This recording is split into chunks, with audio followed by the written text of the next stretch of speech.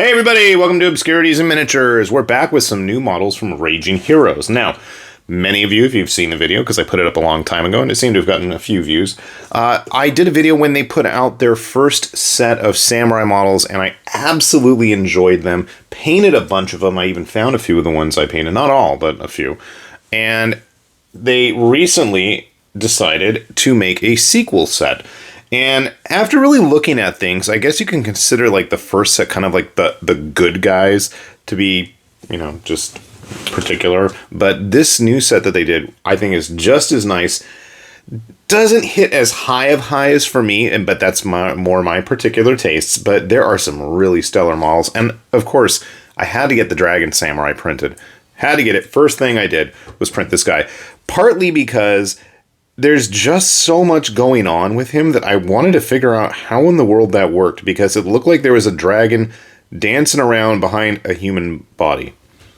And so you can see here he's got some nice big dragon claws, but no, that is actually his tail. And it is coming out from his lower part of the torso and just zigzagging all over the place.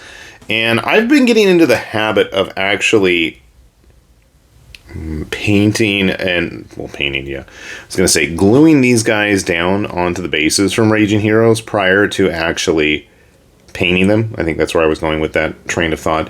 And so this one, I couldn't do it. There's too much going on.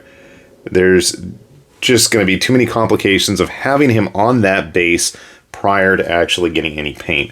But he's a pretty impressive model. That is a 40mm base he's on.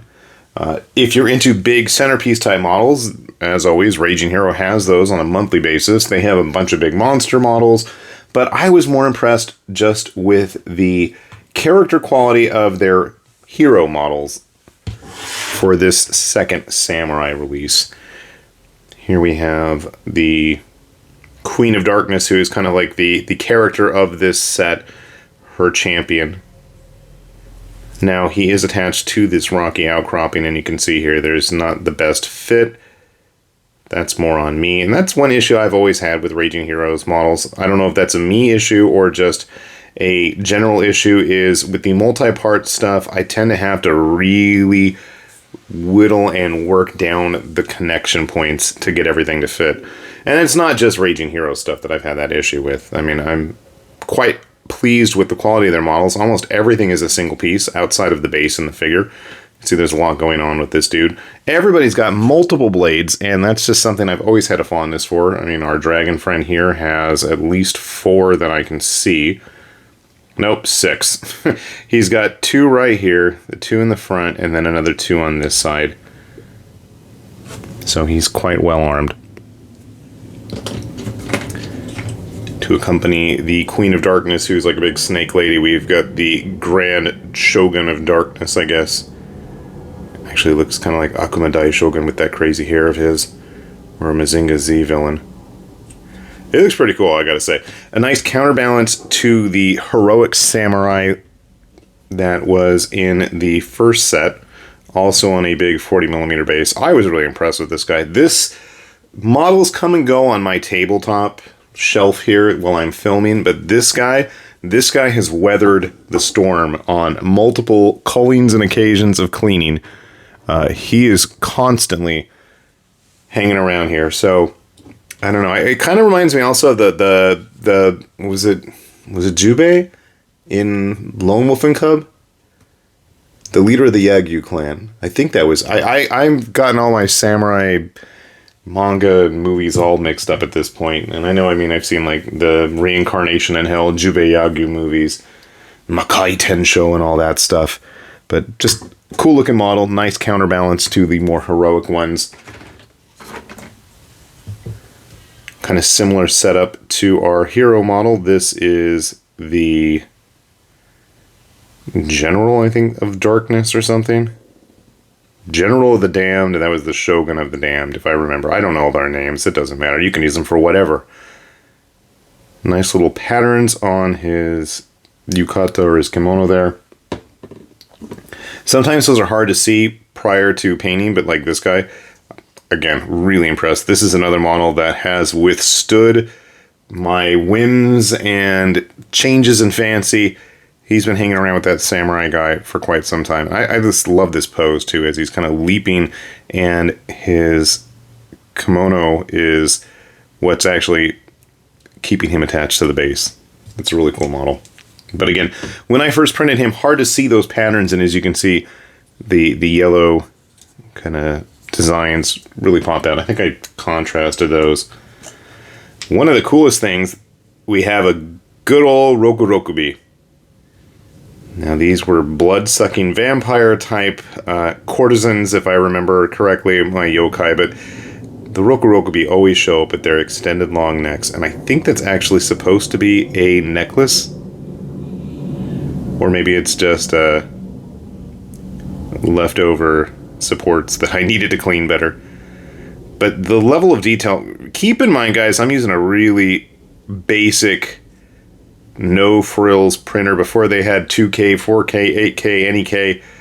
But you can still see a lot of those details starting to pop out. So if I can manage to get that with my poor support removal and printing skills, imagine what you could do with a little bit more skill and quality. They also, interesting choice, had some Kappa as troop choices. Again, a couple little supports that need to be removed there. You can see the kind of, obviously, under better lighting, there's little ripples for the water that they store on their heads. I like this one with the lily pads growing off of the lily pad already on him. Again, yes, I know I need to fix those supports. A couple of the few heroic models. This was one of their ninja girls, the Onomusha that they had for this set, of which I actually printed a couple, and they're all in various stages of paint. But it's kind of interesting. She's actually not even on the ground. She's kind of leaping forward. There is a version, this is like the Heroes Infinite exclusive one, the basic one that if you go through Patreon or on the anywhere else, I guess, for that matter, she has like a whole Torii gate attached to her, which look neat, but seem kind of impractical. Kind of like our leader of the Onomusha women here. Actually, I really like this model. She's standing on her tiptoes, and it looks like she only has one leg, but way in the back of her kimono. And this is probably another one I really shouldn't have glued down, because you can see the patterning going on the inside of her robes there. But I did anyway. The little cherry blossoms attached to her back. Why someone's carrying those, I don't know, but it looks like a video game character, which I'm okay with. And one of the funny things was, they have the big centerpiece, which is like a walking castle dragon thing, but they've got the Shogun sitting there meditating. I was like, that's a cool looking model. I want to print him. Just a random old dude hanging out. Doesn't necessarily need to be evil. And if you are interested, they also have all of the typical modular scenery and fun things like that. There was a really nice statue, actually, with the modular scenery, but unfortunately the guy's attached to it, and I haven't bothered trying to play with Blender and see if I can remove it and just have the statue and paint it as a guy sitting there. We'll try. But they stack up really nice with the other models, a couple of random painted Raging Heroes models from various releases. I'm still amazed that I got this guy's wings off in one piece from one of their earlier vampire sets. I mean, they're just nice figures. I don't do a lot of videos on their releases, like on a monthly basis. Maybe I should. I don't know if people are interested. They really put out cool stuff. A couple of the other samurai models. I really liked this one. The floating lanterns. I think there was a variation on her as well without the lanterns. That's kind of a thing they like to do. Oh, I didn't even show off any of the bigger stuff like the Oni I did. Can't even see the poor guy. These were in the first set. I don't think they had any in this current one, but I know they had some shikabane, which are basically like zombie undead dudes on like undead horses. So if that was something you're interested in. I'm debating about what rule set I'm going to finally put all these to use in. My initial thought is like 5 Leagues from the Borderlands. I think that might be a cool fit for all this stuff. My other thought is, if you guys aren't familiar with it, Alternative Armies puts out a game called Sengoku Monster Hunter. And It's pretty straightforward, but it has a lot of fun, interesting ways of outside of action to use the characters and models. So I always thought that was kind of fun. Plus it has, you know, rules for everything. It's based on a 15mm figures that obviously Alternative Armies makes, but, you know, you can use whatever. Really quick, these were some of the basic troop models from the first set. We had some archers and typical ninjas, and again, in just crazy, ridiculous poses. Maybe not the best paint job, but it is what it is. So something to be aware of is a lot of the hero models tend to be a little on the larger side than the typical, for lack of better terms, you know, human soldiers. Like the infantry models and troops that they offer up tend to be able to mount up on smaller bases, often having smaller bases, but I think at this point Raging Heroes is pretty uniform in having everybody on like 32s or 40s, and like that's the thing, some of the big heroes tend to be on much larger bases. So you can see our Shogun there is gonna be a big dude.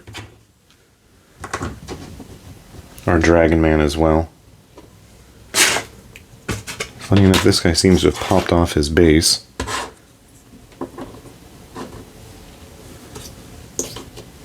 So just so you're curious, to get a good sense of scale. Obviously, I haven't, you know, manipulated these, changed any of the sizes on anything yet.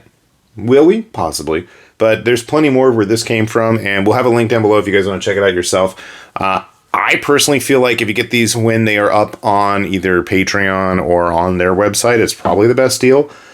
For me, if I'm printing out at least 3 or 4 models, I tend to feel like I get my money's worth, considering most of these models, you know, when they get released are like $2 or $3 afterwards, if not more, if you're getting them on sale like I do, because obviously I want to save what little money I make.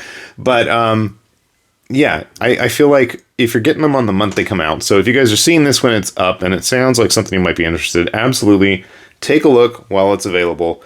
Get yourself a good deal, and hopefully you guys are going to have as much fun as I am getting these painted, which I can pretty much guarantee you're going to be seeing in the upcoming weekly painting progress videos that I always put up on Mondays, barring any kind of crazy circumstances. So, with that said, keep your eyes peeled, and this has been High Lord Tamberlane with Obscurities and Miniatures, saying thanks for watching, and we will see ya back here soon.